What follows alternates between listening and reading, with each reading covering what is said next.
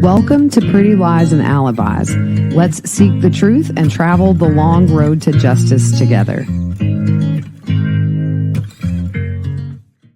What you know, Alibis? Hope you guys have had a great Monday. I'm GiGi.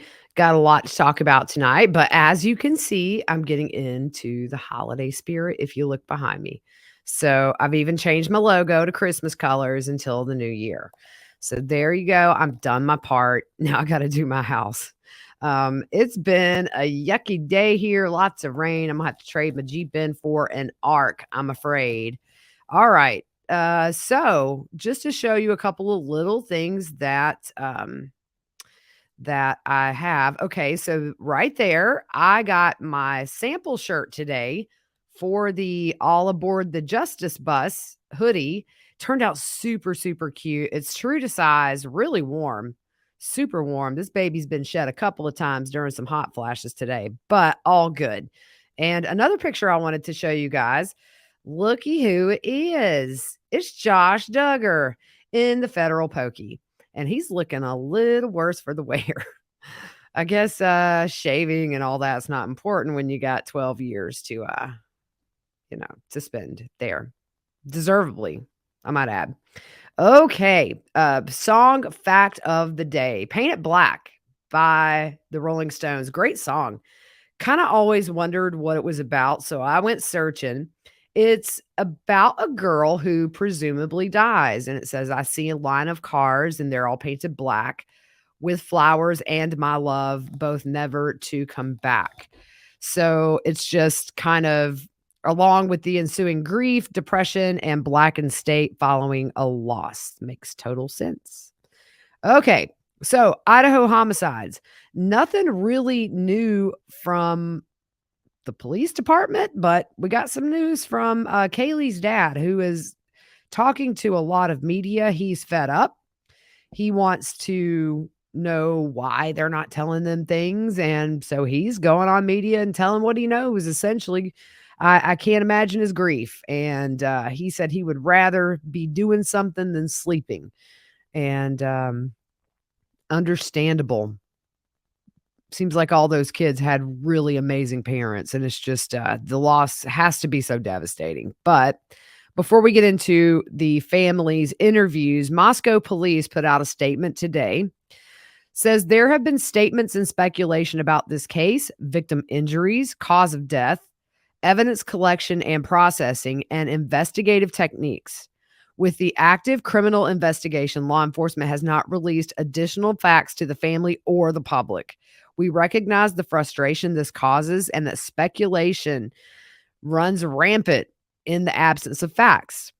Oh, it is. However, we firmly believe speculation and unvetted information is a disservice to the victims, their families, and our community. The Moscow Police Department is committed to providing information whenever possible, but not at the expense of compromising the investigation and prosecution. Detectives continue investigating what occurred from approximately 9 p.m. on November 12th to 1:45 a.m. on November 13th, when Ethan and Xana were believed to be at the Sigma Chi house on the University of Idaho campus. Any interactions, contacts, direction, and method of travel, or anything abnormal could add context to what occurred. Detectives continue processing and working through more than 2,645 emailed tips, 2,770 phone tips, 1,084 digital media submissions, and we believe someone has information that will add context to the picture investigators are creating of what occurred that evening. Our focus is the investigation and not the activities. Your information, whether you believe it is significant or not, might be one of the puzzle pieces that help solve these murders. We've seen it, Gabby Petito case, that YouTube couple had their van. They were just going down in the, it was a dispersed campground, kind of a very primitive campground, and saw that van, turned it in, boom, they found her body shortly after. So if you have credible tips, I've got the tip number and the tip email at the bottom underneath their beautiful pictures. So if you know something, say something. You're not gonna get in trouble if you were doing something that night, like drinking or doing other things. As long as you didn't murder these 4 people, call in your tip, please, if you know something. It could be what everybody needs at this point. So Kaylee's family told News Nation Now that Kaylee's injuries were significantly more brutal than Maddie's, which is something new. And I do believe this is sort of the purpose of that press release by Moscow PD, because Kaylee's dad is being very unfiltered and, telling some things that we haven't heard. So Kaylee and Maddie were found in an upstairs room together. They were on the top floor. That room is the one that had the balcony with the door leading outside to a little terrace, but it was not ground accessible. So the door to her room was locked. So did someone lock it on their way out? I mean, it seems that would have to be the case. And this could be very important because if what he's saying is correct, and this is something investigators would have known from day one. So that could go back to that back and forth, targeted, not targeted, not targeted. It has been flip flopping like a fish out of water, y'all. Um, I mean, if somebody has more wounds than another person, and presumably everybody's asleep or was asleep when the attacks began, I mean, I can see why they would think that's targeted. What was the motive? I mean, did she know them? I think we're going to get into a situation when we do find this monster. I really kind of do think it's going to be somebody that she has crossed paths with. Were they ever in that home before? And I mean, that could be a hard thing to determine with all the DNA going on. You're going to be looking for commingling of DNA with the victims. Hopefully there's something there. And they don't know anything about a suspect pretty much. So I'm sure they're looking at any and all phone calls, text messages she may have received, social media, phone. So Kaylee's parents, Steve and Christy, talked to Fox News' Lawrence Jones Cross Country. That's the show, Cross Country, in front of the Moscow PD.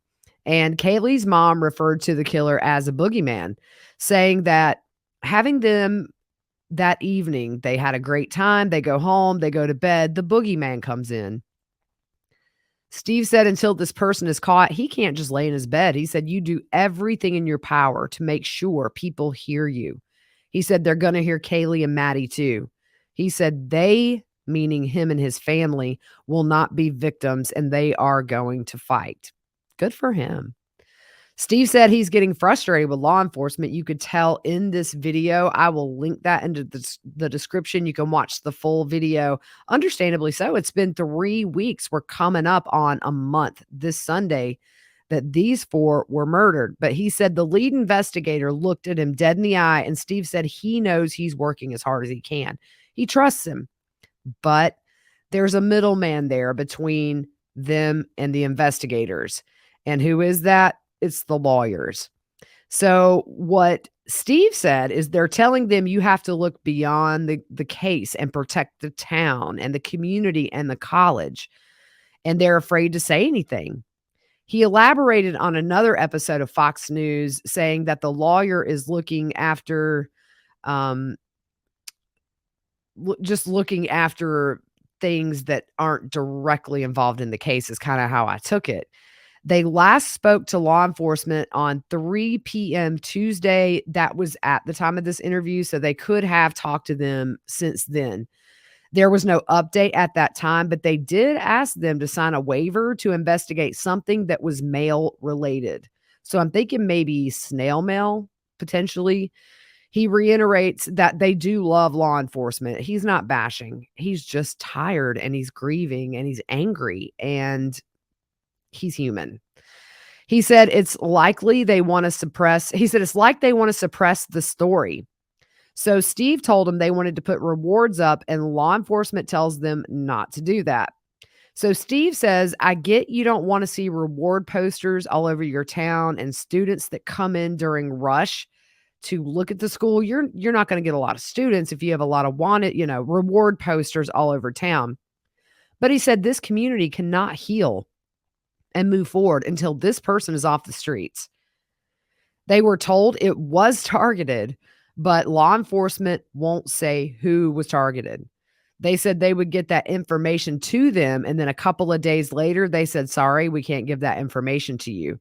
And then a day later, they see on the news it wasn't targeted. So, I mean, it could be they're not telling him much at this point if he's giving a lot of interviews. So that might make him a little more angry. Understandably. But Steve said, "I'll cut to the chase. Their means of death don't match," meaning Kaylee and Maddie. Their points of damage don't match. I'm just going to say it. It wasn't leaked to me. I earned that. If you don't want to say anything, that's your bet. I ain't leaking things. I paid for that funeral. I sent my daughter to college. She came back in a box, and I can speak on that. Speaking of the point of entry, Steve said it was the second floor, that sliding glass door. He mentions the killer doesn't have to go up the steps. They didn't go down the steps. If they did, they didn't do anything, obviously. He said, "So let's stop playing games." He said, "I need somebody to step up and be a leader. Don't make me do it. I don't want to do it." He doesn't have to go up the steps, meaning they chose to. So he said, "I'm not a professional, so I want to specify that, but they've said the entry point was the slider or the window. That would have been on the second floor. It was the middle floor, so to me, he doesn't have to go upstairs. His entry and exit are available without having to go upstairs or downstairs. Looks like he probably may have not gone downstairs, but we do not know that for sure. But obviously, he went upstairs. So I'm using logic that he chose to go up there when he didn't have to."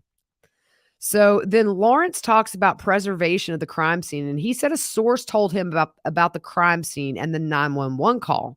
That phone was passed between the roommates and a fraternity brother, and one of the surviving roommates saw one of the bodies. Now, that's something that he asked Kaylee's parents, "Can you confirm it?" And they said they could not. Kaylee's mom said they know nothing about that phone call. They have asked. She knows people want to know, but that's not their agenda right now. Nothing has been told to them at all about that phone call.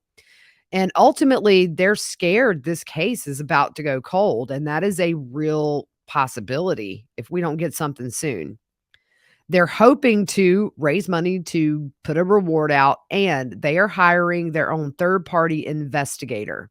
Steve said, "When you tell me you don't want a photo with a reward, that sounds like you're trying to suppress the story," and says to the officers, "If I'm wrong, forgive me." He talked yesterday to Fox News and was asked if he could disclose who was targeted, and he said he was asked not to. He said maybe their investigation is tight and they don't need the community. He said he's not confident in the investigation, and that's why he's pushed the envelope and said more in these interviews. He said, "I hate to be that guy, but," he said, "that's my role as Kaylee's dad." He said, "Kaylee was amazing. She hung out with two boys growing up. She was kind of a Punky Brewster." That hit home with me. I idolized Punky Brewster back in the 80s. So dad told his age there. He must be in his 40s. He said, "You can't replace her or any of these victims." So investigators have made contact with two men, one of which Kaylee might have referred to as a stalker. Brian Enton tweeted this out. News Nation Now, Brian Enton, Ashley Banfield, Shanley Painter. They are amazing on this story. Follow them on Twitter. If you have it, they tweet out a lot of things throughout the day about this case. But Brian Enton tweeted out today, investigators have identified an incident involving Kaylee at a local business, which may have been the stalker reference she made to family and friends. Police say in mid-October, two males were seen inside a local business. They parted ways, and one male appeared to follow Kaylee inside the business, and as she exited to walk to her car, the male turned away. It did not appear he made any contact with her. So detectives contacted both men and learned they were there at the business to meet women. This was confirmed through additional investigation. So based on available information, detectives believe this was just an isolated incident and not an ongoing pattern of stalking. Police say no evidence suggests the two males were involved in any way in these murders. Also, something we learned today, this in the search of the home shortly after the homicides, Kaylee's dog Bailey was found in an area of the home away from the crime scenes. He had no evidence on him physically and was not believed to have went into the areas where the crimes occurred. A lot of people say it has to be a man, but, I'm thinking about Jodi Arias. I don't count anything out these days. If you think about Jodi Arias and what she was able to do with Travis Alexander, she butchered him, and she did that alone, and he was twice her size. Rage makes you do crazy things. It's like you get this superpower for a temporary amount of time. But I've seen a lot of people say, "Oh, it's not a woman." I wouldn't be so quick to rule it out. I mean, just saying. We've seen cases where women do this for whatever reason. So, the other thing that they talked about was her mother talked to Brian Inton, and she said it's terrible. She can't fathom in her head what kind of person did this and why. And I can't sleep at night. She says she lays in her bed pondering so many different scenarios, and that has to be such torture to lay in your bed exhausted, emotional, just dealing with the unimaginable, and then a mother is gonna sit there and think things through and wonder, "Did my baby suffer?" Man, I would not want to walk a minute in their shoes, but Lord have mercy. I'd love to give them all a big hug. Now it's time for our paid sponsor of the week, Everlywell. This year, you can prioritize what matters most when you share the gift of health from Everlywell. Choose from at-home lab tests like food sensitivity, women's health, or men's health, or vitamins and supplements because love and health are all you need. Everlywell is digital healthcare designed for you with personalized results and accessible tools for long-term health. With over 30 at-home lab tests and high-quality vitamins and supplements, you'll be able to find the perfect test for you or your loved one. The women's health, food sensitivity, and celiac disease screening tests are only a few of the options. Here's how it works. Everlywell ships products straight to you or your loved one with everything needed in one package.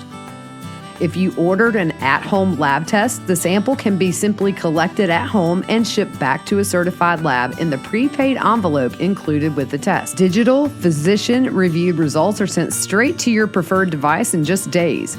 If you ordered vitamins and supplements, you can start adding them to your daily routine right away. It's so simple.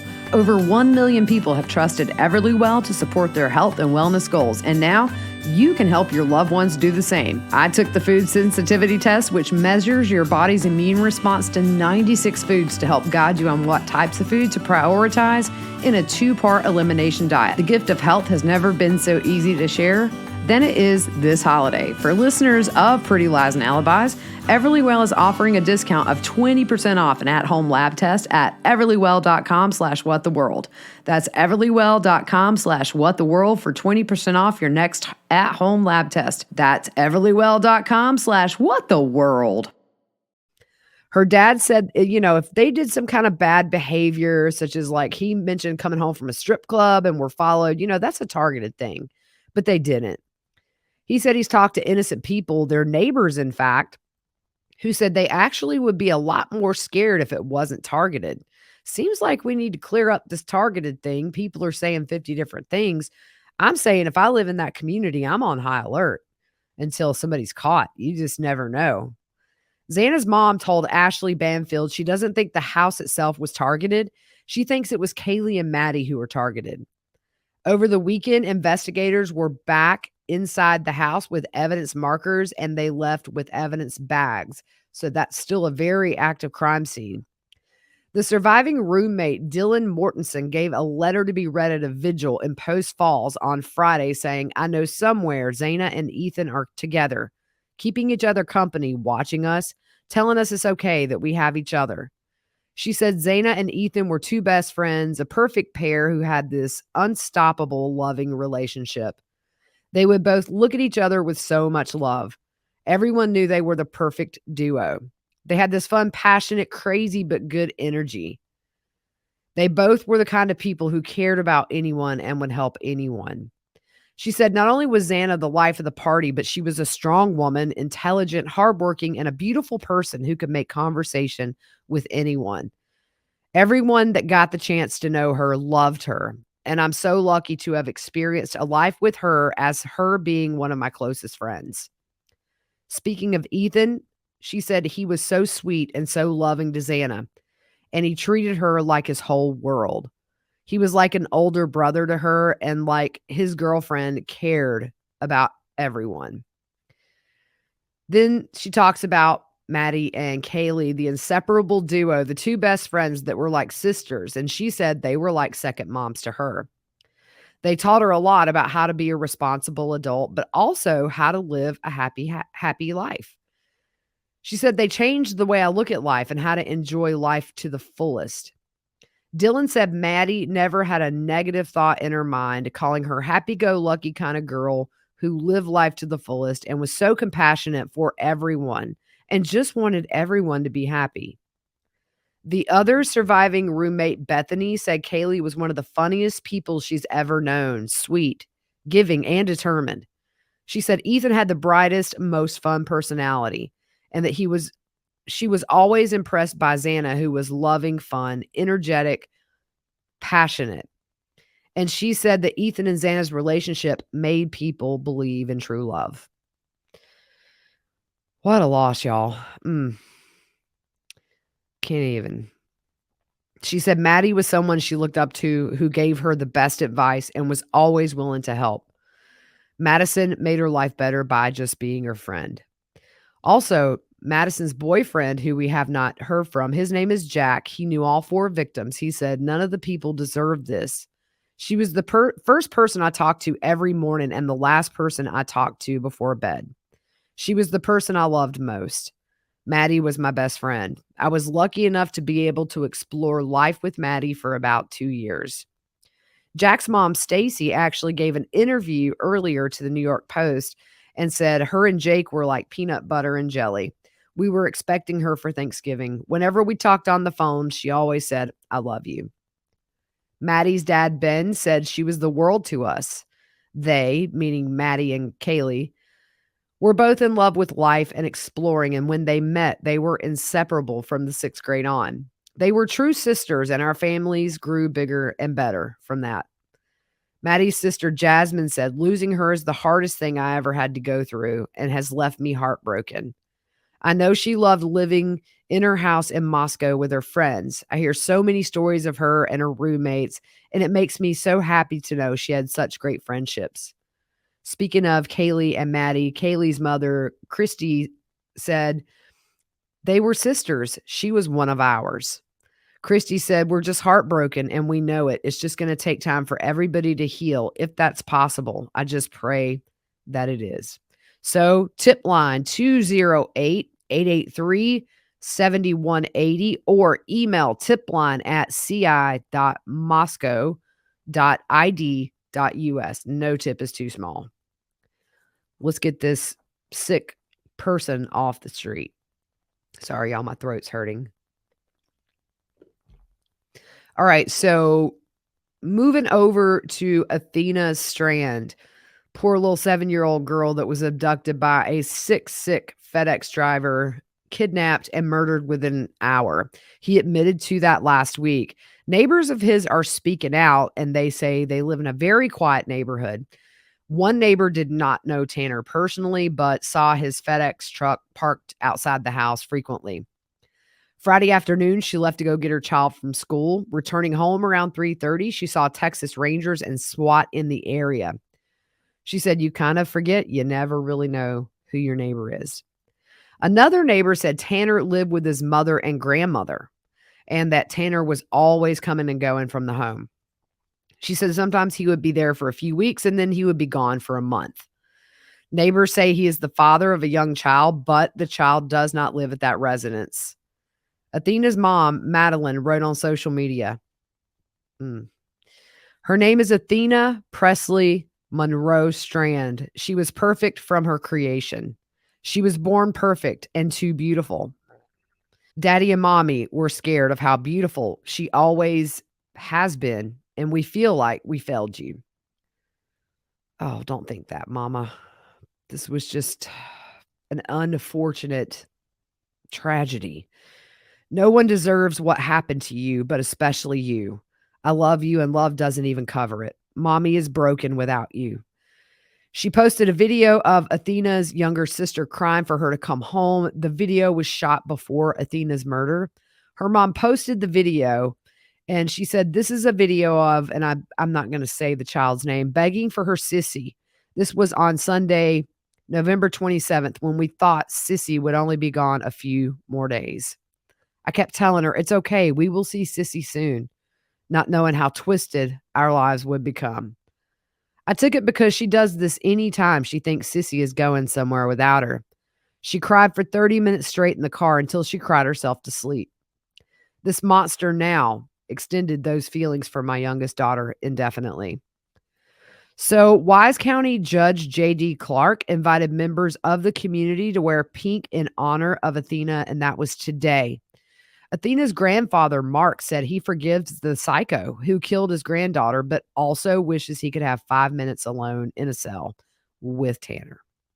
He wrote on social media, "This flesh, this man that I am is angry, and I want 5 minutes alone in a cell with the psycho that took our Athena away from us. But there's a soft, gentle voice in the back of my head telling me I need to forgive him."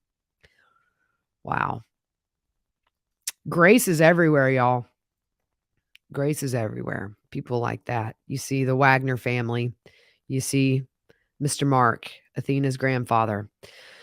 So that's the latest in those two cases. I'm working on a cold case, a young man who was hit by a car. It's been unsolved.